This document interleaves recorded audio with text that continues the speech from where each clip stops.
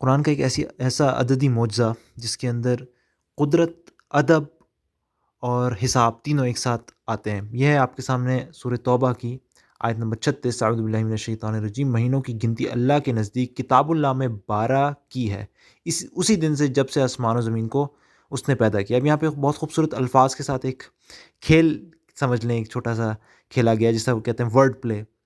ایک تو کہا گیا کہ جب سے آسمان و زمین بنایا اللہ تعالیٰ نے، یہ 12 ہی مہینے ہیں. لیکن سبحان اللہ، اگر آپ قرآن میں دیکھیں تو لفظ مہینہ، جس کو عربی میں شہر کہتے ہیں، شہر جس میں واحد کے معنی پائے جاتے ہیں، یہ لفظ قرآن میں سبحان اللہ پورے 12 مرتبہ استعمال ہوا ہے، جو کہ قمری اعتبار سے بھی یعنی ہجری اعتبار سے بھی اور شمسی اعتبار سے بھی سبحان اللہ 12 ہی ہوتے ہیں. تو سبحان اللہ لفظ مہینہ جس میں واحد کا معنی پایا جاتا ہے شہر 12 مرتبہ استعمال ہوا ہے، جو کہ ظاہری بات ہے ایک سال میں 12 ہی مہینے ہوتے ہیں.